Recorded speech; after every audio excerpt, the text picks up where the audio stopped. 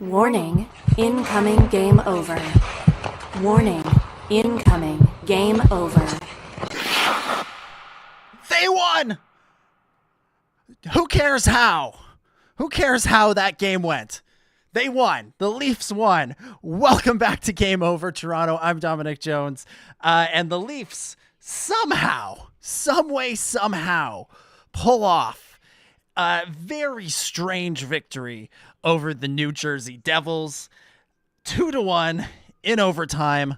Final shots, 38-14 for the New Jersey Devils. Goes without saying, Anthony Stolarz, player of the game.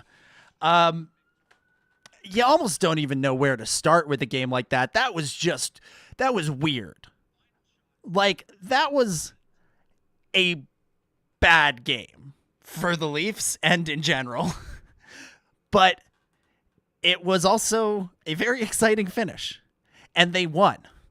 So what lessons do you take from that? You can play absolutely brutally. You can play so badly that the other team has almost 3 times as many shots as you and still win in overtime if your goalie is good enough. I wonder, if there was a game over New Jersey, would they be having the argument we frequently have about, did we just get goalied? And I think they might have a serious case for that. As a Leafs fan, it sort of feels like, in The Dark Knight Rises, how Batman is having a conversation with Catwoman, and in those movies, in the Nolan Batman movies, he would always do that thing with Commissioner Gordon or other characters where they'd be talking to Batman, and then they'd turn away and keep talking, and then they'd turn back and he'd be gone. And then in The Dark Knight Rises, he's doing that, but with Catwoman, and Batman turns away and keeps talking, and then he turns around and Catwoman is gone, and he goes, "So that's how that feels like." That's sort of how I feel right now. I'm like, oh, so that's what it feels like to be on the other side of this. What a strange game. But I kind of love it. Let's go through it here. Let's make as much sense of this as we can. Let's get starting in the first period. You can tell right away that this was not going to be the most ideal game for the Maple Leafs. Right off the hop, like within the first minute, there's a flurry in front of the net. The Devils getting lots and lots of chances, and Stolarz stands tall. It kind of sets the tone for what the game is going to be, and the Devils wind up outshooting the Leafs 8-1 in the first 5 minutes. I believe that one shot being the Leafs' only shot for the entire period. Which is just brutal. And I have it written down here. Stolarz is the only good Leaf. That about sums it up, because nothing else was going well. Like, early on in the first period, Nylander draws a penalty, and you think, okay, here's where things are going to turn, because that's kind of how things have gone for the Leafs this year, right? Like, they'll start off a little bit slow in the first period. The first 5-10 minutes won't be great. Then the other team will take a penalty and things will turn around. The Leafs will get a couple of chances on the power play. Even if they don't score, things will start to turn around from there. And it doesn't. It really doesn't. The Devils start the penalty kill with a 2-on-1. They apply so much pressure that at one point Stolarz has to freeze the puck in the Leafs' zone, which to me, that's always the ultimate sign of a bad power play, is when the other team forces your goalie when they are shorthanded to freeze the puck. That's how you know things aren't going well. And the Devils actually come away with 2 shots on that power play, which is just bonkers, just bonkers. And then to, add salt to the wound, rub salt in the wound here, Benoit takes a penalty with 38 seconds left in the first. So nothing is going right for them. 15-1 are the shots for the Devils at that point. By the way, if you're listening live, throw comments, questions into the chat. We will get to them as we go, especially in the overtime period towards the end of the show. So throw in how you felt during this game. Did anybody think they were going to win? If you were watching this game and you thought Leafs are going to win this, throw that in the chat. I want to know. I want to pick your brain. I want to understand how you watched the sport and what you saw that the rest of us didn't. Because it was so bad. Like, hockey players have a reputation for not saying anything in interviews, and it's well-deserved. It's a well-deserved rep. Chris Tanev in the interview in the first intermission with TSN, he's surprisingly honest. Like, he's talking about how badly they played and how, Stolarz, bailed them out in that period and that they need to come out there and do better. I see Tanev doing that, and I'm like, one, that's great leadership. Love to see that from somebody on the team.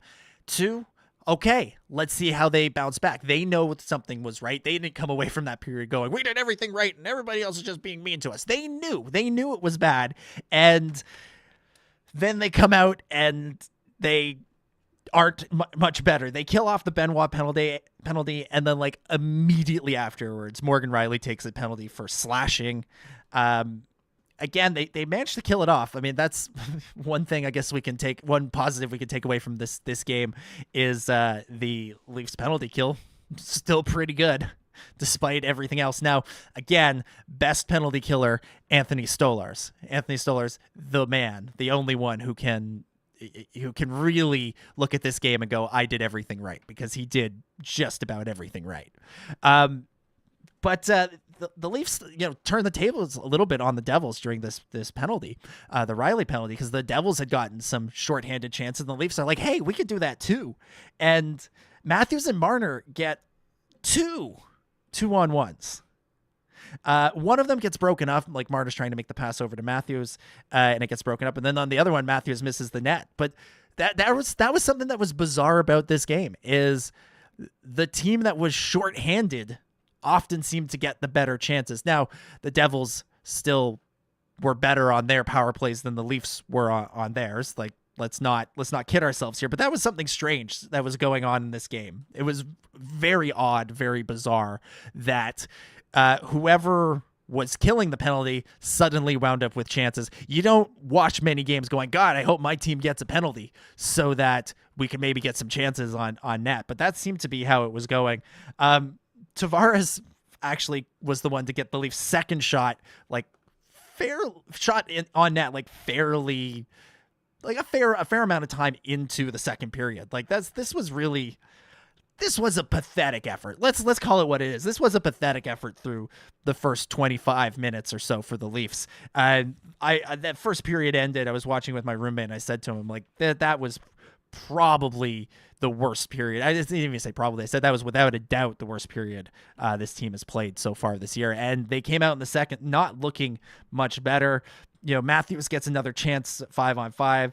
A decent pass by Nyes leads to a good shot. Markstrom there to make the save for the Devils.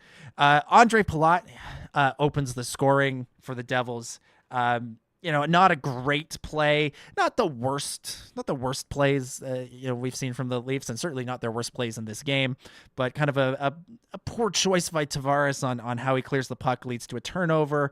Myers unable to guard his guy, and Palat ends up in the back of the net. What are you going to do? It was their 20th shot of the game, and the Leafs again at this point were at somewhere between 2 and 4 shots. So not going great, and it continues to not grow great. It continues the trend of the shorthanded team doing better than the first, when the Devils take a interference penalty that should have been a cross-checking penalty on Steven Lorentz, and Nico Hischier comes in with the breakaway, and Stolarz again just shuts the door, being the best player in the Leafs uniform here.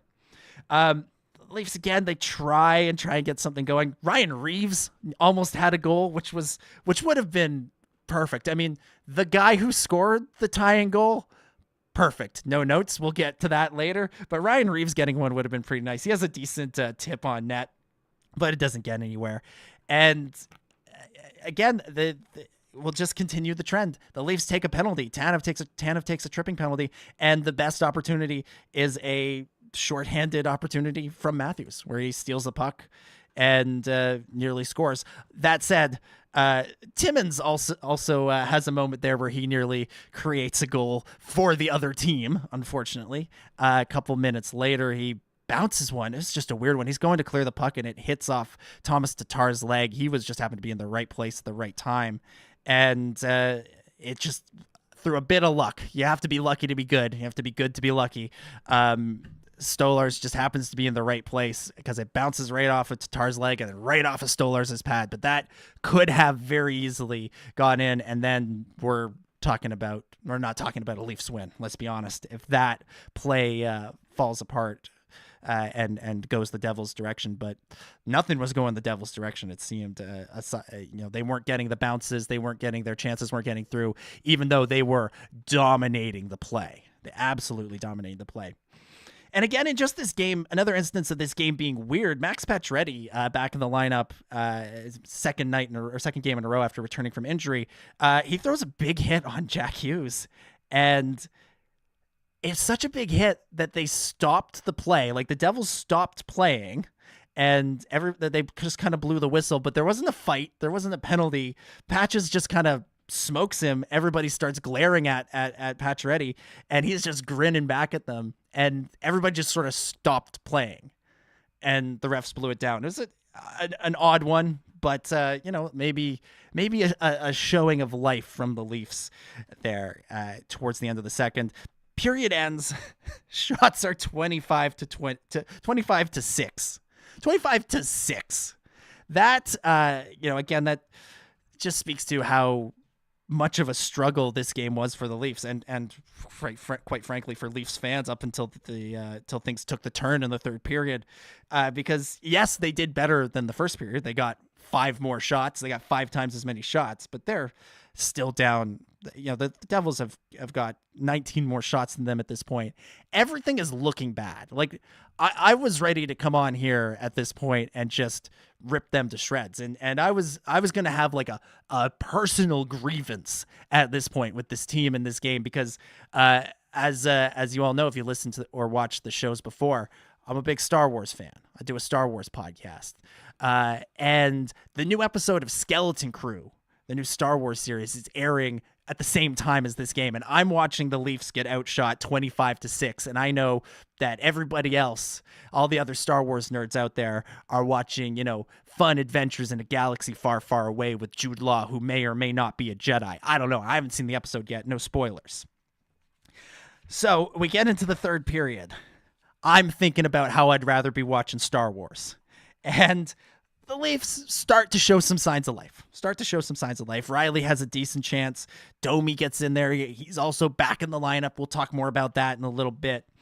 He gets a rebound. He's sort of in the right place, but he just can't make anything happen.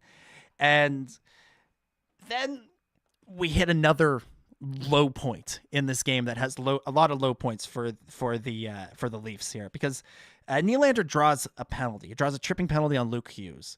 And at this point, Mitch Marner and Auston Matthews had been on the ice for over a minute each. And Craig Berube, the coach, is faced with a choice. Do you take a timeout? Do you start the second unit? Or do you just send these guys out without doing anything to rest them? And he takes the third option, which was a bad choice. Was a bad choice. They couldn't get anything going. And in a game where you should be out of it, you are getting so badly outplayed, and your goalie is standing on his head to keep you in the game. You need to take advantage of your power plays. And I don't know if it was Matthews and Marner forcing the issue. I don't know if it was Keefe. Ooh. Boy, Freudian slip there. We'll talk some more about Sheldon Keefe in a little bit. I don't know if it was Berube, letting the inmates run the asylum a little bit, but somebody needed to show some leadership in there, whether it was the coach, whether it was the captain, whether it was the alternate captain. One of those guys needed to say, you know what? Put the second unit out there, let them go for the first 30 to 45 seconds, and we'll get out, see if they can do something. If they can't, we'll come out there and do something, because Matthews and Marner were just too tired to make anything happen, and they wasted the majority of that power play not being able to get to the zone, chasing the puck back down the ice, just not having that extra little bit of energy, that extra step to their game. And ultimately it didn't cost them, because they won the game. ultimately, everything wound up being okay. But that could have been a big problem. And you saw when the second unit got out there, they had some more chances. Domi was firing everything vaguely in the direction of the net. Again, we'll come back to him in a little bit. But there was a little bit of life. And again, the shorthanded team always plays better in this game, apparently, because the Devils kill off that penalty. And Matthew Nyes takes a boarding penalty. And this was a minor penalty, could have, maybe should have been a major penalty. But he goes off the ice. Leafs are now down a man again. And we get another one of these crazy scrambles in front of the Leafs net. There were 3 or 4 or 5 of these things where there was just madness happening in front of the net. The Devils are swatting at the puck, trying to get it towards the net. The Leafs are swatting at the puck to try and get it away. Stolarz is just there holding on for dear life, trying to keep the puck out of the net. He winds up getting bumped, getting knocked over, and no whistle, no penalty. Had the Devils scored, had they come back, had this play wound up being kind of a deciding factor in the game the other way, maybe we'd be having a lot more conversation about that. But the Leafs somehow managed to get it clear. And Connor Dewar, who I talked about in the last stream I did, I have really enjoyed this player. I really like having this player on our team. I know he's not, the flashiest guy. He's not necessarily going to score a ton of goals, but he's going to do things like this that wind up mattering in a big way because he chases that puck down. He wins that foot race and creates the situation where the first Devil back couldn't control the puck. Neither Dewar nor that Devils player managed to get the puck, but it was then left out there for anyone to take. And who would we think would be the most likely player to come up behind the puck and fire it into the goal? That's right, number 29, Pontus Homberg. What? Sure, why not? Why not have it be Pontus Homberg? This guy has been struggling all year. He has been struggling all year. We kind of hope that maybe he could be a regular third or fourth line player on this team. He's kind of managed to hold on to that role because other guys have struggled more, and there have been a lot of injuries. And he has struggled. He hasn't had a lot of success this year. This was just his second goal of the season. And I think, we weren't hoping for 15 goals or 20 goals from Pontus Homberg, but maybe more than one. And yet he puts himself right place, right time, and does what needs to be done, fires it home. Leafs tie it up on their 12th shot of the game midway through the third period. When this puck went in, I went from, I am furious that I am watching this game, which is where I was at the end of the second, to leaping out of my seat with excitement at how thrilling it was to see the Leafs tie the game up, even though this game was a bad game up until that point. It was brutal for the Leafs, but Pontus Homberg and Connor Dewar, who'da thunk it? Who'da thunk it? But you have to love it. That's the beauty of sports. So it's 1-1. And that's how it stays until overtime. The Devils apply more pressure. They're trying. They do not want to give up this game to the Leafs. Luke Hughes makes a mad dash trying to take the lead immediately after the goal, and Stolarz is there. Stolarz just continues to shut the door, continues to do everything right. Even like block in sort of a precursor to the final goal of the game. You see Stolarz make like a crazy blocker save where he just sort of punches it out of the air and it goes right to Max Domi, so Max can get a clear. And somehow the game is tied going to overtime.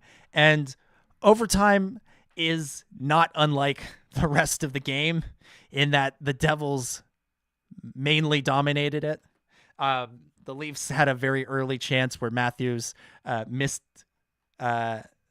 the net on a 2-on-1, kind of repeating a lot of what we had seen happening earlier in the game, where he was coming real close and just missing, just not being able to even get the puck on net half the time. And here he is missing again in overtime. Devils get the puck and they just control play. They get more chances. It really feels like the Leafs are going to be lucky to get out of here with 1 point. And then Stolarz makes the save. Rebound goes all the way to center ice. And the captain, he digs in. He digs deep. You see him skate as hard as he has skated all season to get to this puck. He battles it out with the defender. He goes in one-on-one with the goalie. He puts the moves on. He goes bar down. And the Leafs win in overtime, 2-1. Again, final shots were 38-14. I almost got nothing. Because that's just one of those games. So often we've been on the receiving end of a game like that.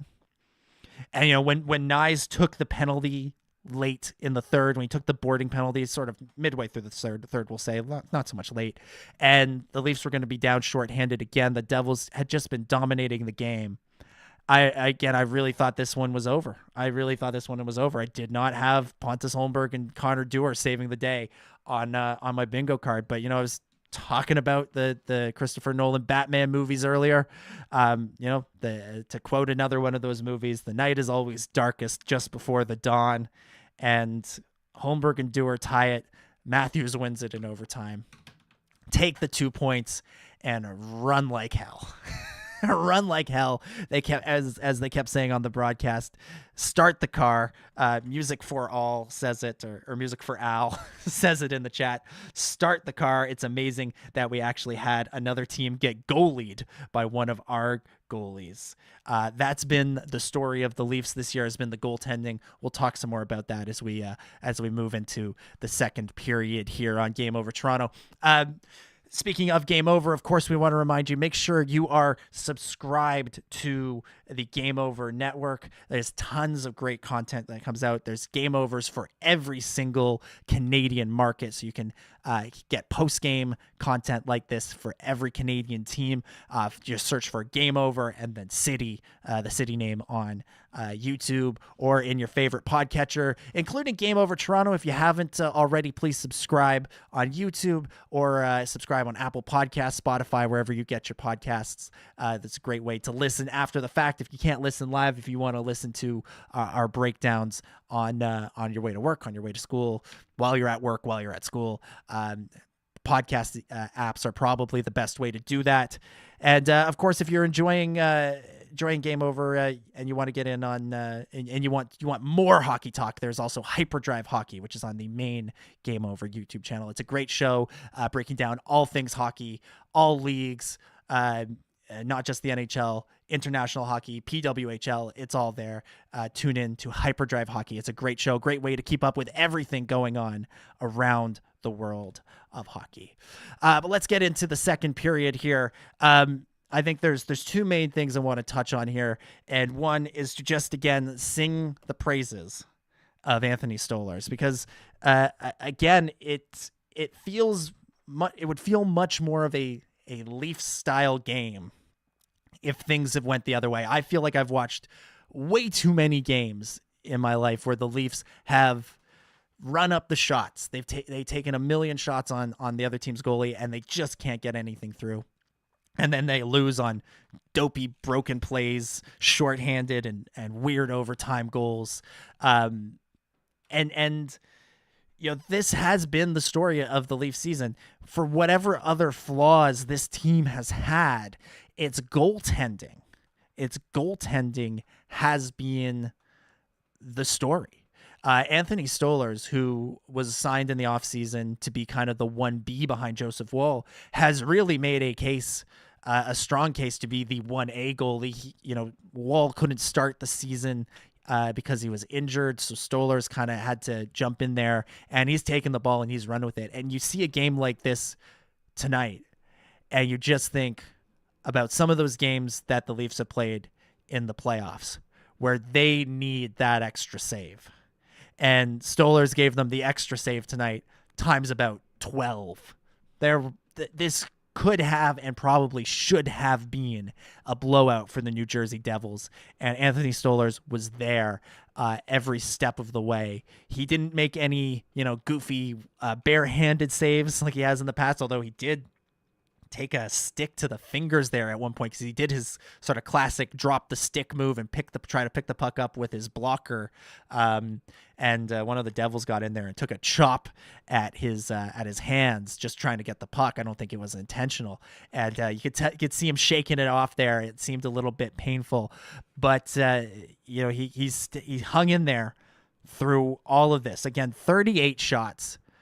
Like, it gets that feels heightened because of how few shots the Leafs had taken. But if the Leafs had taken 32, 33, if they'd just been outshot by a little bit, and you have a goalie come in there and make 37 out of 38 possible saves, you're happy with that. You're thrilled with that. You couldn't possibly be happier. I guess we could be a little bit happier if we gotten one more, but we're not gonna blame him for that one, and we're not gonna ask that of a goalie every single night. And again, to just be on the other side of the goalieing. I can only imagine what they're saying in New Jersey about this game. Hardstyle, we got a comment in the chats here. Hardstyle says it was the Stolarz show tonight with all the exclamation points. Yeah, have to agree. Now, the other thing I wanted to talk about a little bit was, we've had a lot of conversation of late about the number of injuries on the Leafs, but thankfully guys are starting to come back. Pacioretty was back on the weekend, and of course Max Domi was back tonight. Still waiting on Bobby McMann to make his return. And then Bobby McMann, David Kampf, and Jake McCabe. Those are sort of the three that are left. But now we've gotten Matthews back, gotten Nyes back, gotten Patches back, gotten Domi back. Like we're starting to feel like, all right, this is the Leafs team that's supposed to be out there. I heard Lauren and Lucy talk about Pacioretty, and he kind of had a tough game in his return. Nobody had a particularly good game for the Leafs tonight. But I felt like Pacioretty was a little bit more, we saw the flashes of what we expect from him. When things were going right, he was in there, creating some plays, helping to create some opportunities. He did throw that big hit. I don't think that hit on Hughes, I'm going to say it, I don't think that hit late in the second period. I don't think it changed anything. I don't think that changed the trajectory of the game. It wasn't like the Leafs went from not being able to get anything going to suddenly being able to play really, really well. They continued to play pretty badly afterwards, but you saw him do it, and then you saw him just grinning at the Devils, and you just kind of understood that he knew what he was doing. He was trying to get the team going. We have seen Leafs teams respond to that sort of thing in the past, and just because it took them a while to figure things out in this game, and arguably they didn't figure things out in this game, doesn't mean that sort of contribution goes unnoticed, doesn't mean that sort of contribution isn't welcomed. So I was happy to see Pacioretty kind of getting involved, getting up to game speed. Still not quite there. This is a guy we've talked a little bit about whether they're going to do some load management with him throughout the year. So maybe we might see him rest in a game or two maybe Nick Robertson will get back in the lineup someday. But he was a welcome addition in this one, as was Max Domi. Max Domi's biggest weakness is his defense. And the Leafs played bad defense in general in this game. And again, I wouldn't say anybody had a really great game defensively for the Leafs. So it was hard to even notice Domi for great portions of the game because his strengths were not being played to by this team. So much of the first period and a half were spent defending that you never really gave Max a chance to shine. And then in the second and third, the second half of the second period and the third period, he did start to get some chances. He was shooting the puck a lot more, which was a big problem with him before he went on the IR. He was him and Marner had have pass first mentalities, which is not necessarily a bad thing. But they were taking it to the extreme, and Marner caught a lot of crap for that, and Domi caught a lot of crap for that. And Marner, and more recently, has started shooting again. And in this game, it felt like Domi was one of the few guys that was firing pucks at the net. Now, they weren't going on net, which is a problem. And I'm sure if Zach were on this episode, that's what he would be pointing out to me right now, is that they weren't going on net. But in a game when nobody was getting any shot attempts at all, the fact that he had a couple of flurries there where he was just firing pucks in the vague direction of Jacob Markstrom, that put him a step above, in my book, a lot of the guys who were just not getting anything done. So, not his greatest game by any stretch of the imagination. You need to see more from Max Domi than what he shows. He needs, if he's going to shoot the puck, which he should, he needs to make sure it's going on net. That's kind of a critical part of that, Max. But he's been out for a little while, not asking for the sun and the moon and the stars in his return. And so willing to, give him a game or two to get back up to speed. And hopefully now that he has seemingly recovered from whatever this was, he will, start to, provide some more of that offense that we need from him. Yes, he's more of a pass first guy. He's more of an assist guy, but the fact that he was shooting so much, or shooting in the vague direction of the net so much in this game, I think is a good sign. Maybe they've gotten through to him in the time away. Maybe he understands that he needs to put the puck on net. He's not going to light the world on fire with goals, but this team does need secondary scoring. And if you could get a couple more goals from Domi this year than you did last, I think that would be a strong sign for them going into the postseason. We're going to move into our third period here in just a moment.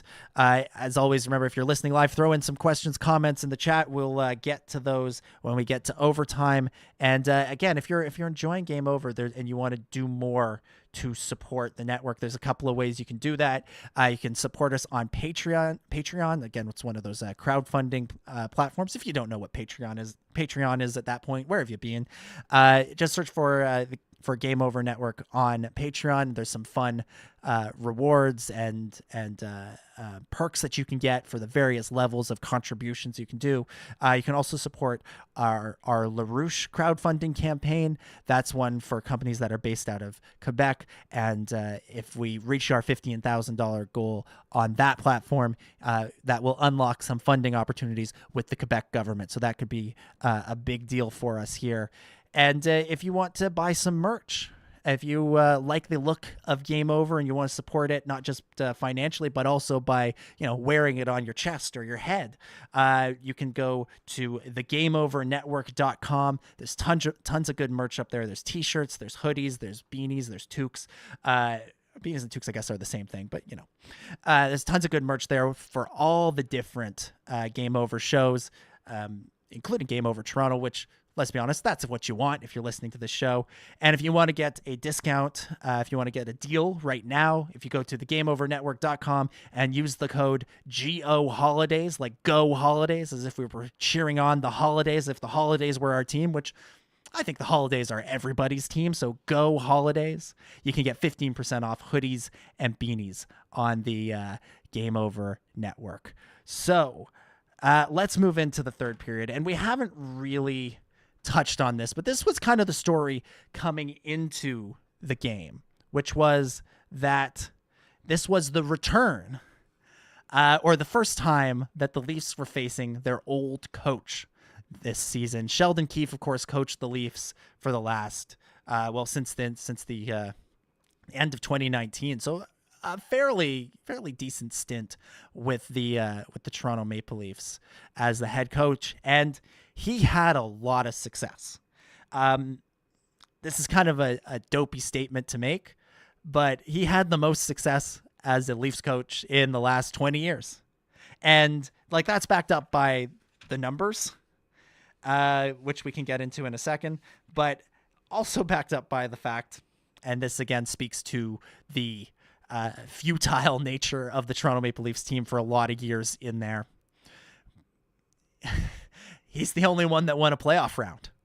Mike Babcock didn't do that. Randy Carlyle didn't do that. Ron Wilson didn't do that.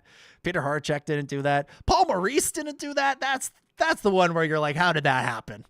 How did we have him as the coach and not accomplish anything? You have to go back to Pat Quinn, right? You have to go back all the way back to Pat Quinn before somebody won playoff rounds. And then you're looking at some pretty good coaches, and Pat Quinn and Pat Burns before him. Those Leafs teams in the 90s and the 2000s. There was some success there. There were some conference finals there. But Sheldon Keefe, again, he's the first one. He's the first one to do it since Pat Quinn. They showed on the broadcast. I'm looking for the number. I wrote it down here.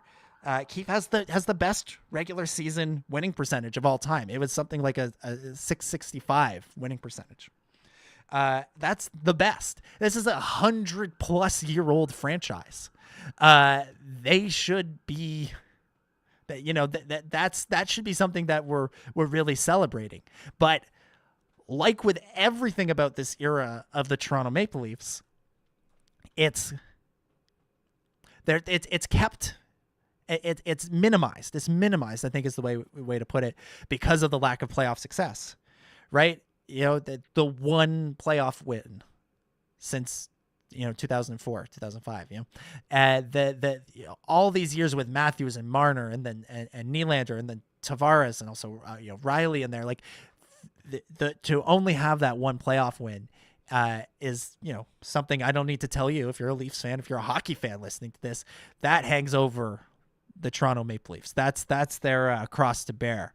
And as a result, all the other accomplishments, whether it's Sheldon Keefe's winning percentage, whether it's Matthews' 69 goals last year, whether it's, winning the Canadian division for whatever that's worth, all these other accomplishments come with the sort of subtext or the asterisk or whatever you want to call it of no playoff success. Like not even some playoff success. Like I think let's be honest, if Sheldon Keefe gets through the first round more than once, because if he gets through to the third round even once, he's probably still coaching this team. Like if things didn't go the way they did, it's tough to, it's kind of unfair to just sort of sit here and imagine another world. But, you look at Keefe's numbers in the regular season and you just think this should be a guy that should be thought of as one of the great Leafs coaches. He should probably still be coaching this team, but because he, like Babcock before him, could not get past the first round, he's kind of left in this weird limbo. Now, Babcock's stock has gone way down for all of the other valid reasons that have come out since then. But Keefe, from all we can tell, seems to be a decent guy and a good coach. So he's kind of left in the weird limbo of, I don't think anybody dislikes Sheldon Keefe personally the way they do Mike Babcock or even some of the other coaches that we mentioned. But he isn't celebrated the way you would think when you hear that he has the best winning percentage of any Toronto Maple Leafs coach in history because of the lack of playoff success. And, that's something that I think he will want to prove the hockey world wrong about with the Devils. I think, this is, as we saw tonight, despite the end result, a very good New Jersey Devils team. And they should have won this game. I don't know what the deserve to win-o-meter said. I haven't really checked on social media since the game ended. But this was not a game that the Leafs should have won. They should not have won this game. This should have been a Devils win. And it would have been really brutal to lose to Keefe and Dubas back-to-back. Both of those guys could have gotten their vengeance, and it seemed like Sheldon Keefe was this close to getting his. Not that I think he wants vengeance perhaps the way Dubas might be interested in vengeance. Keefe left under different circumstances. He left under, let's be honest, normal circumstances. Dubas didn't. Keefe did. The Leafs lose in the first round to Boston. They haven't had any playoff success. They decide they want a different voice in there. They fire Keefe. That's how these things are supposed to go.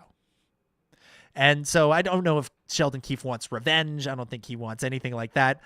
But I'm sure he would have liked to have won this game, not just because it would have been better for the Devils, but because it would have been a little extra sweeter to stick it to your old team. I think all coaches, all players feel that way a little bit, and I'm sure he was a little bit disappointed that he wasn't able to do that tonight. Not that he's out for vengeance though. But yeah, well, it'll be again, like Sheldon Keefe as a person. I think he's an interesting coach. We'll be interested to see what he pulls off in New Jersey. And Craig Berube, I don't know what he did tonight. I don't know what anyone on this Leafs team did tonight besides Anthony Stolarz to make sure that they had a chance to win it. I don't know what to say about that, but both coaches I think want to prove something. I think all coaches want to prove something. And we'll see. Who knows? A Leafs Devils playoff round. Wouldn't that be a lot of fun? That would be really interesting. And the storyline, as we've just talked about a little bit here, practically writes itself.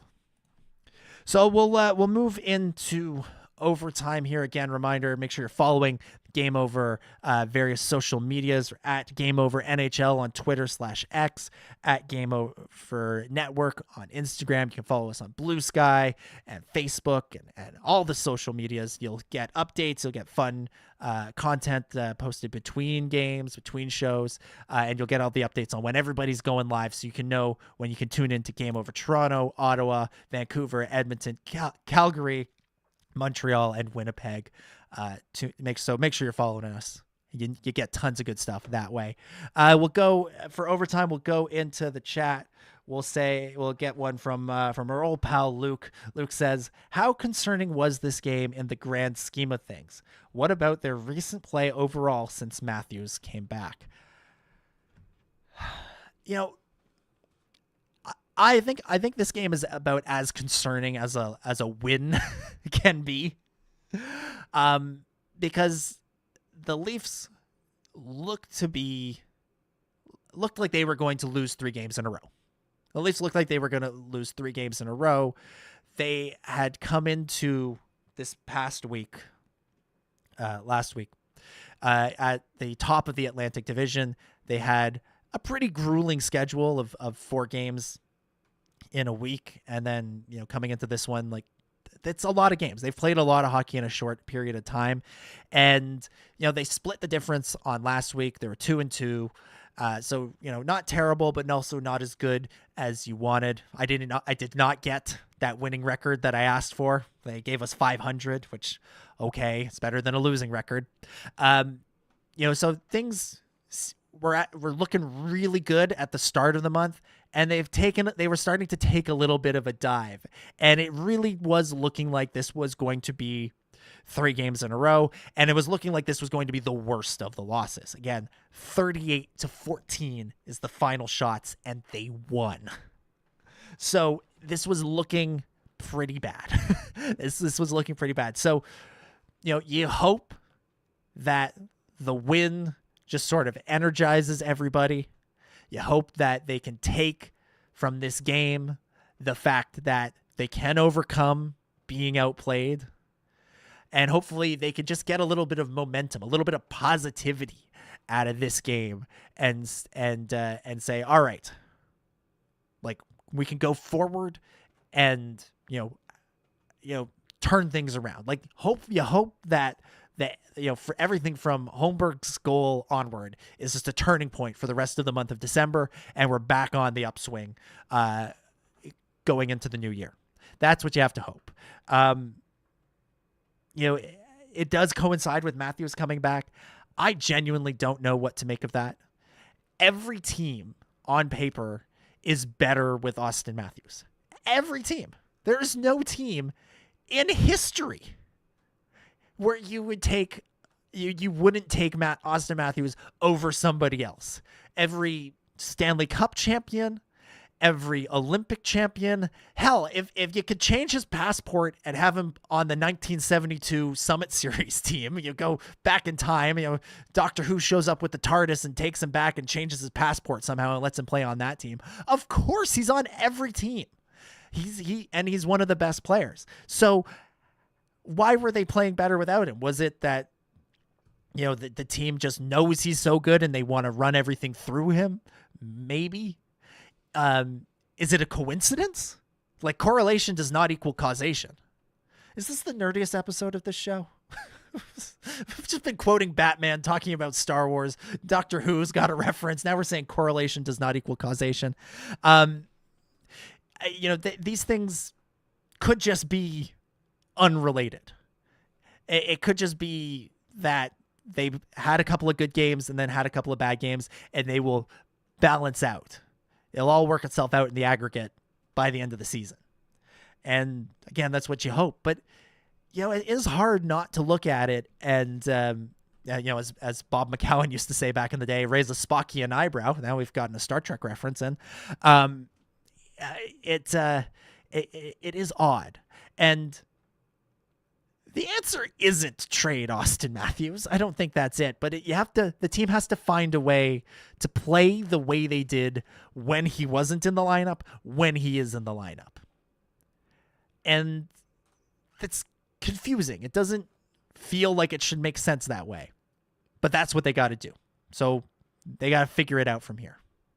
And that's the challenge for the current coach, Craig Berube, and his staff and Brad Treliving and everybody to figure out, along with the players. Like, let's not leave the players out of this. They need to, again, play the way they did when Auston was out, when Auston's in the lineup.